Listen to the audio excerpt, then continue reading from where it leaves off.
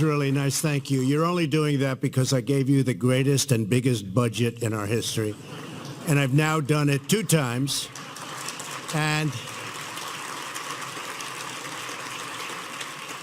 I hate to tell the rest of the world, but I'm about to do it 3 times. So that's the only reason you gave me such a nice welcome. Thank you very much. And thank you to Vice President Pence for that wonderful introduction. It's an honor to be at the Pentagon with so many distinguished military leaders, and I especially want to recognize our acting Defense Secretary, Patrick Shanahan. He's been fantastic wherever you may be, Patrick. Thank you. Thank you.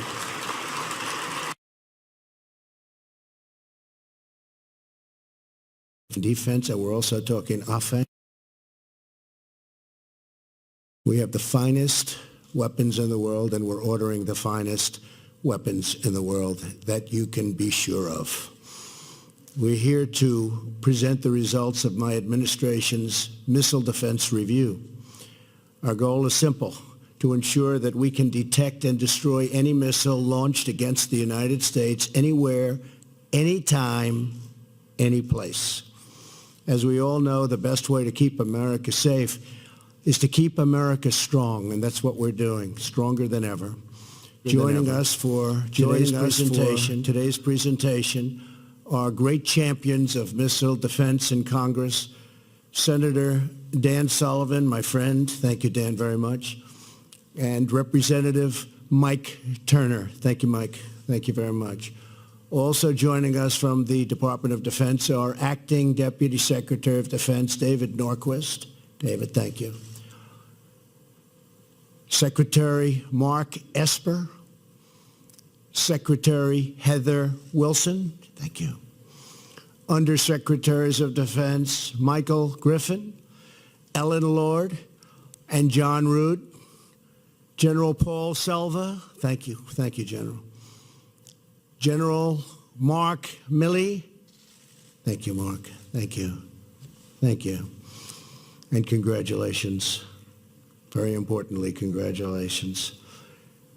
General Joseph Lengyel and General. Before presenting the results of our missile defense review, my deepest condolences to the families of the brave American heroes who laid down their lives yesterday in selfless service to our nation. These are great people. Great people. We will never forget their noble and immortal sacrifice. This morning, I also would like to briefly address another matter of critical national security, the humanitarian and security crisis at our southern border. Without a strong border, America is defenseless, vulnerable, and unprotected. I also want to thank the military for helping us out during the big caravan period, but now you have more caravans forming, and they're on the way up. Thousands and thousands of people. We don't know where they're from, who they are, nothing. We need strong borders. We need strong barriers and walls. Nothing else is going to work. Everyone knows it. Everybody's saying it now. It's just a question of time. This should have been done many years ago. It should have been done by other presidents. And it wasn't. Just like many of the other things we're doing that could have been done many years ago, whether it's our negotiations with North Korea, moving the embassy to Jerusalem. So many things were supposed to have been done many years ago, and they weren't, but we're doing them. A wall has to be built. We need security at our southern border. Drugs flow in. Tremendous percentages of the drugs coming into our country come from the southern border. We're not going to allow it to happen.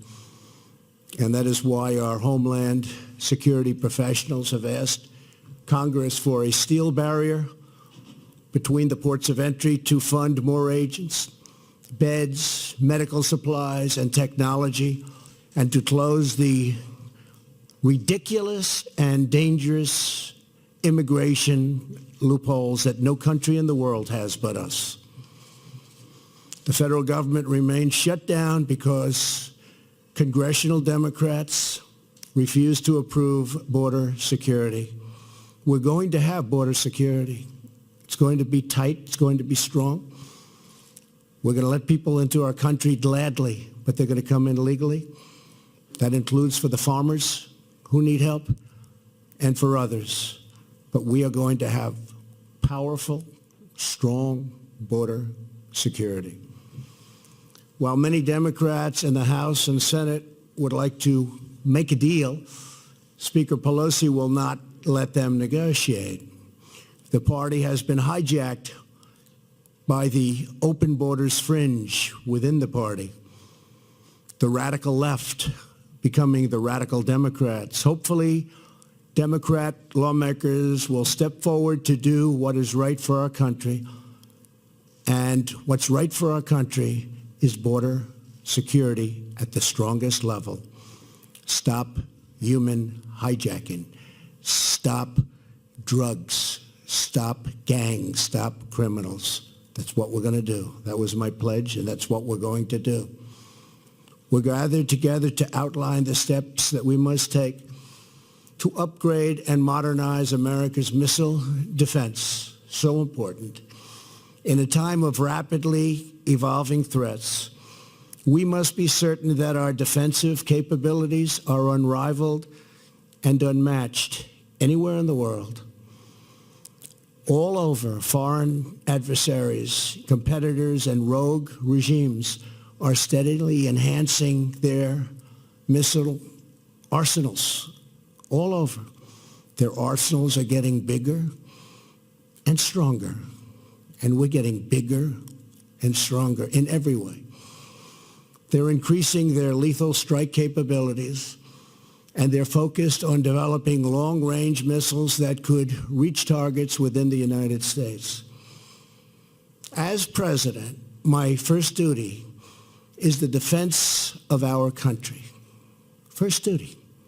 The defense of our country. And defense has many different definitions and covers a lot of territory. I will accept nothing less for our nation than the most effective, cutting-edge missile defense systems. We have the best anywhere in the world. It's not even close. Our new strategy calls for 6 major changes in missile defense policy. First, we will prioritize the defense of the American people above all else. Our review calls for 20 new ground-based interceptors at Fort Greely, Alaska, and new radars and sensors to immediately detect foreign missiles launched against our great nation. We are committed to establishing a missile defense program that can shield every city in the United States, and we will never negotiate away our right to do this. Second, we will focus on developing new technology, not just investing more money into existing systems. The world is changing, and we're going to change much faster than the rest of the world. This past Tuesday, the Iranian regime tested a space launch vehicle which failed that will provide Iran with critical information, if it didn't fail, that they could use to pursue intercontinental ballistic missile capability and a capability actually of reaching the United States. We're not going to have that happen. The United States cannot simply build more of the same or make only incremental improvements. What we've done to Iran since I've become president is rather miraculous. I ended the horrible, weak Iran nuclear deal, and I will tell you, Iran is a much different country today than it was 2 years ago. It's not the same, and it won't be the same. And I do believe they want to talk. It is not enough to merely keep pace with our adversaries. We must outpace them at every single turn. We must pursue the advanced technology and research to guarantee that the United States is always several steps ahead of those who would do us harm. Third, we will protect the American people from all types of missile attacks. In the past, the United States lacked a comprehensive strategy for missile defense that extended beyond ballistic missiles. Under our plan, that will change. The U.S.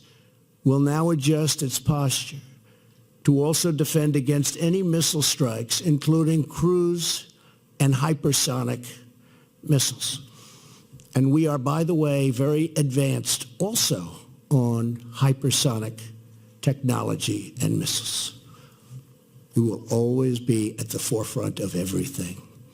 Fourth, we will recognize that space is a new warfighting domain, with the Space Force leading the way.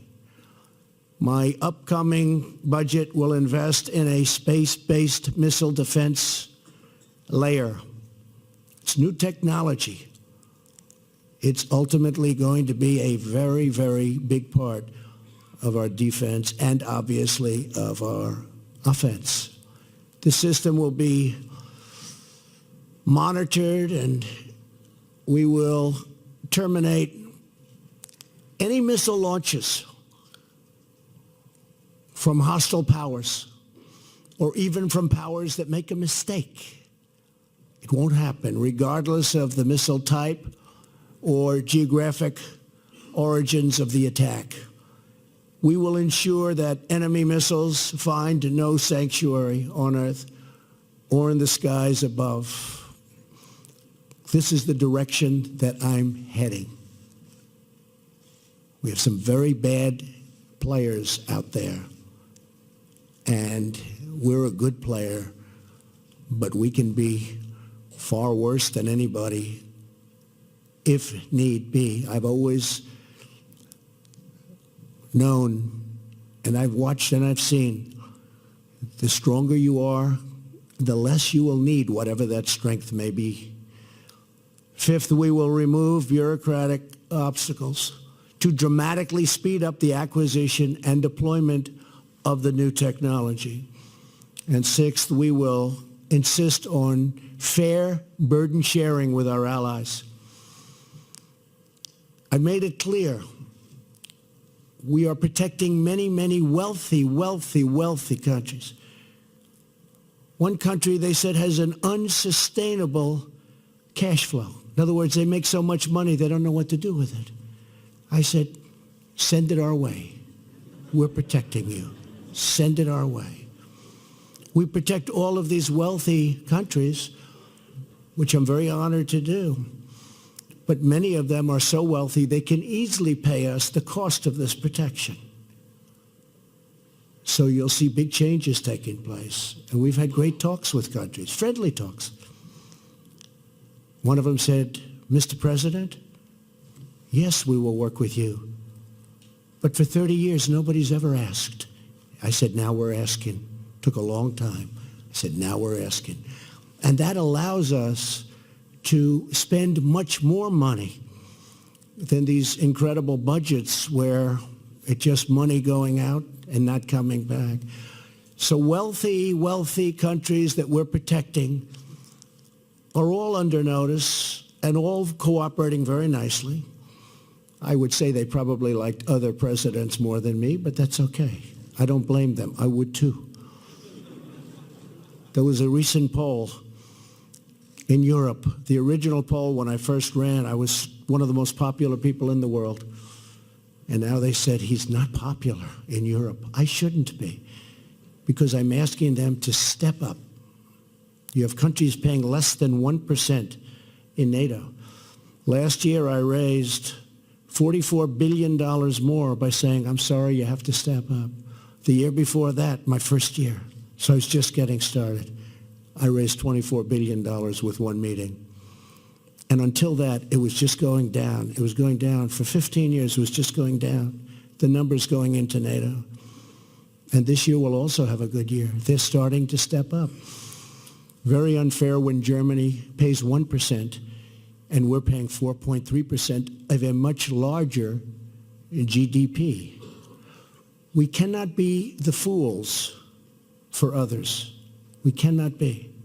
We don't want to be called that. And I will tell you, for many years, behind your backs, that's what they were saying. So there's a big difference. We're going to be with NATO 100%, but as I told the countries, you have to step up. You have to pay minimum numbers, actually. The numbers should be much higher. They set a 2% goal. Very few pay that, but they should be much higher than that. If you look at what we pay, it's massively higher than that. So we have very good relationships, but countries are now stepping up, and they can well afford to. In furtherance of this goal, our plan directs the Department of Defense to prioritize the sale of American missile defense and technology to our allies and to our partners. We want them to be able to defend. And they're willing to pay for the finest missiles in the world. They've already done that. They're stepping up like nobody's ever seen before, actually. We will also leverage our network of partnerships to share early warning and tracking information and detect missile launches as early as possible. Today marks the beginning of a new era in our missile defense program. For too long, we have been held back by self-imposed limits while foreign competitors grow and they advance more than we have over the years. Part of the reason is we spend so much money on so many other places. Now that's changing. We're helping, and we're able to spend money on technology and new defense and far beyond defense systems. So those days are history. Our strategy is grounded in one overriding objective: to detect and destroy every type of missile attack against any American target, whether before or after launch. When it comes to defending America, we will not take any chances. We will only take action. There is no substitute for American military might.